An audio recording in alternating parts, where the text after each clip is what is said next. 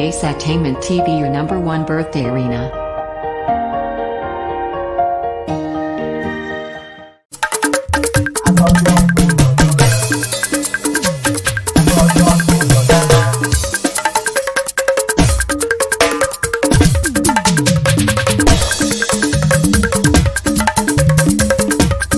Àpáta dé o, àròsì ló tún wọ̀lú dé wẹ́rẹ́.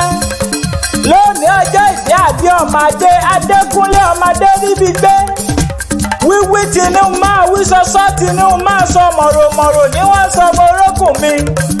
Òye tí wọ́n jẹ́ ọmọ ayé mi pé lónìí ọjọ́ ìdí SK kí n gbẹ́nu dákẹ́ òwúlò.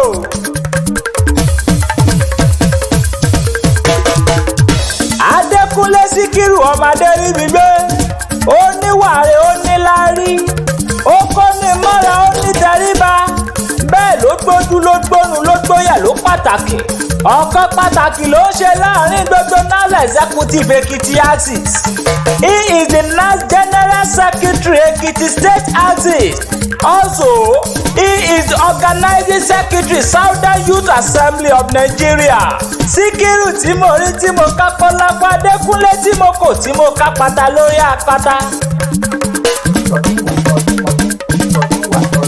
Gbẹ́mi yéké mọ́nimọ́ni kì í ṣẹgbẹ́ ríniríni.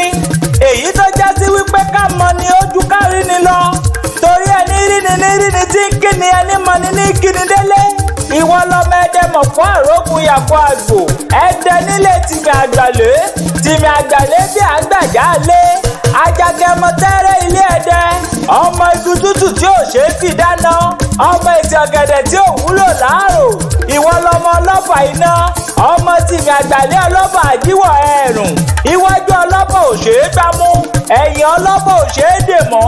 Àárín gbùngbùn ọlọ́fà iná lalala. Ọmọ tìmùtìmù náà ní alábàrà. Igúnnugún ọ̀nà ní onídìrí. Elétí dídìrí kan ọ̀nà ní aláriwo. Ìwọ lọmọ Ìkòyí ẹ̀ṣọ́. Ọmọ àrọ̀nìrógún mọ́tìdí ọmọ àjọ̀dún bẹ́ẹ̀lẹ̀ ń jà. Ìwọ lọmọ arúgbàdo làlú. Ọmọ arúgbúgbúrú wọlé ẹdẹ. Ọmọ ajílàlá ọ̀ṣọ́. Ọmọ ajíṣẹ̀ṣọ́. Ọmọ ajífọdójúmọ́ dán lára bí ègbé. Dẹ́ndà lè torí mo lè kì ọ́ dọ̀la. Dẹ́ndélé ọmọ adúlójú. Aya ẹ̀gbọ́n rẹ̀ tẹ́jọ́ ń sọjọ́ ìbí lónìí. Olóríire arẹwà lóbìnrin alálùbáríkà èdè ènìyàn. Ó rí rùmúrùmú lómi lára ó mọ́ lára ó pọ́n délẹ̀ bí ọ̀lẹ̀lẹ̀ àwẹ̀. Ọmọ adó ọ̀ra ọmọ amúkàrà sábẹ́ èwù jẹ. Ìkàrà ṣe méjì tèmi nì kókó. Adó kan ìyún ló ní kọ̀bẹ ìṣúlò mọ́nù. Adó ìlú àkíkanjú ìlú àwọn alágbára. Adó ilé Ifá. Adó ìlú olókìkí. Adó tó gbonílé tó gbàlejò.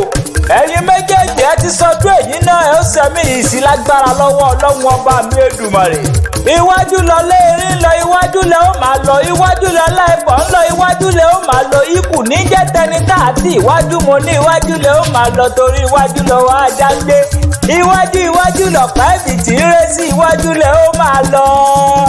Omi ò sàn kó bojú wẹ̀yìn ẹ̀yin ò ní padà sẹ́yìn láíláí. Àríyànlẹ̀ jẹ́ ẹ ò ní dàrí banújẹ́ lágbára Ọlọ́run.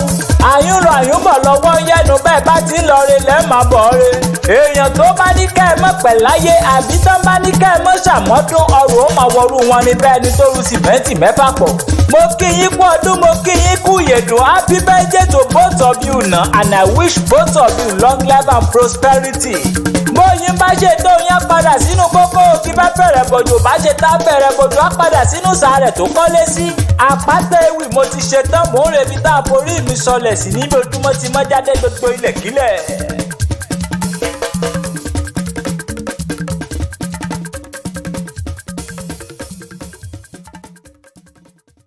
Thank you for watching our video. Please don't forget to subscribe to our YouTube channel for more videos.